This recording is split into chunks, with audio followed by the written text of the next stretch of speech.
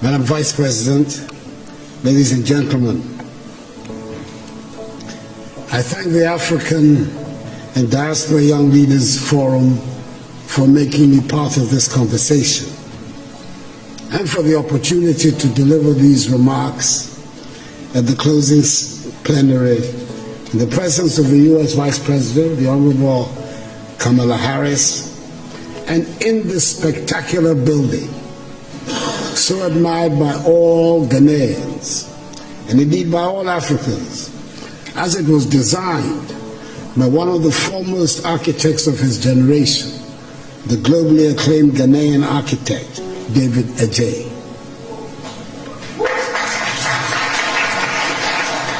The forum has chosen the most relevant theme of Africa's contemporary situation, a theme which sums up the essence of African aspirations: amplifying voices, building partnerships that work. I've stated it before, that it sometimes appears the words Africa and Africans have more resonance outside the continent than inside. When we are home on our continent, it always seems very important to assert that we are Ghanaians, Ivorians, Kenyans, Nigerians, Swazis, Senegalese, Rwandans, South Africans, and Zambians.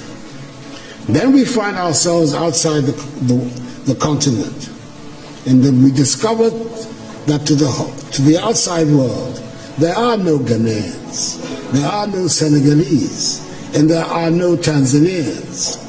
There are only Africans, and we are all simply Africans. The lesson for me is clear. Our destinies are intricately linked with each other, and we're talking not only about those of us on the continent, but about the Africans in the diaspora as well. You can be an honors graduate from any of the top universities of this country. You can be a second or third generation American, and you can be in a well-paid job. If there's an outbreak of Ebola someplace on the African continent, you are an African. Anyone, everybody in a position of leadership in Africa today, thus has his or her work cut out. The urgent responsibility we face is to make our countries and our continent attractive for our peoples, to see them as places of opportunities. It means we must provide education, quality education and skills training. It means our young people must acquire the skills that run modern economies. The impact of a successful Africa on the image and standing of Africans in the diaspora applies with equal force to the image and standing of her sons and daughters who go by the name African Americans, and indeed to all her kith and kin in the Americas and the Caribbean. There's a lot of room for your perspectives and energies back in Africa. History tells us of the positive impact of diaspora communities on the growth and development of countries through increased trade activities, rising investments, and the transfer of skills and knowledge. Take the case of China, for example.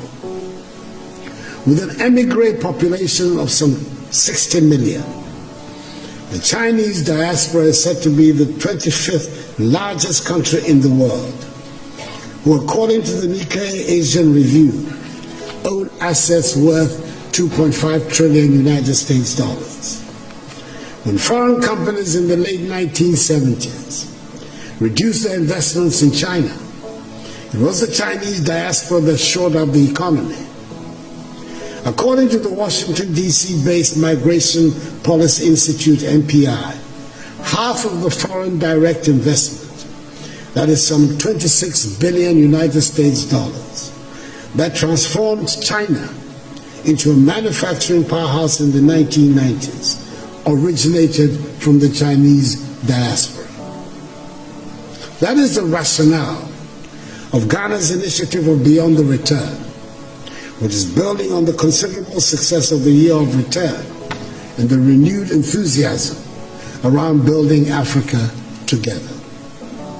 We must work to help change the African narrative, which has been characterized largely by a concentration on disease, hunger, poverty, and illegal mass migration. Let us all remember that the destiny of all black people, no matter where they are in the world, is bound up with Africa. We should never forget that famous admonition of the celebrated Jamaican reggae star P.T. Tosh, when he said, and I quote, "Don't care where you come from, as long as you are a black man, you are an African," unquote.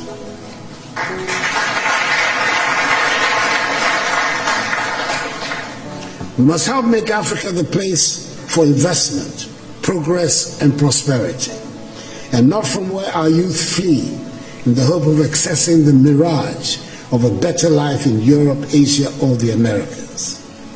That is what the Beyond the Return seeks to do, so we can derive maximum dividends from our relations with the diaspora in mutually beneficial cooperation and as partners for shared growth and development. The second half of the 20th century witnessed a great blow for human progress and freedom when the African peoples, in the wake of Ghana's shining example, liberated themselves from the colonial and imperialist yoke and the racist ideology of apartheid and emerged as free, independent peoples to construct new nations of hope and advancement. The first half of the 21st century should consolidate this development and see the growth of modern, prosperous, technologically advanced nations within a united Africa, which would make a reality of the dream of the 21st century as the African century and bring dignity and respect to black people all over the world. We've done enough talking, and dare I say we've had enough conferences and workshops.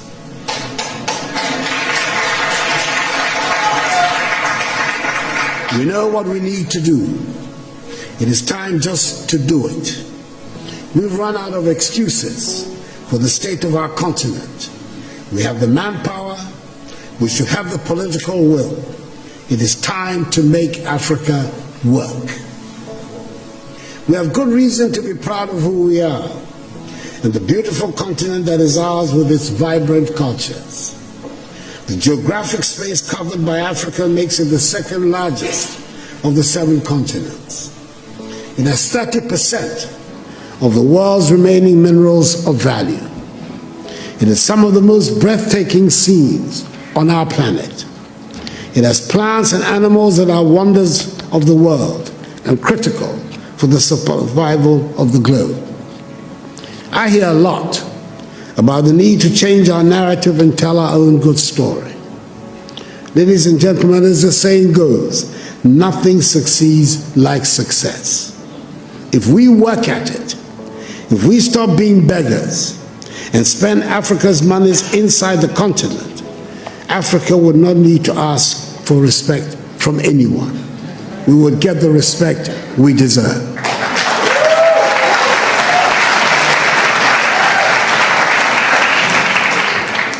Over 30 years ago, one of America's most prestigious Ivy League universities offered a course in Mandarin, which for years had virtually no takers. Today, there is standing room only. And it is not because the course is any easier. It is because the position of China has changed. 30 years ago, 20 years ago, China was nowhere near where it is today. China does not ask for anyone for respect now. She does not need it. Let us make our continent the prosperous and joyful place it should be, and the respect would follow. I thank you for your attention.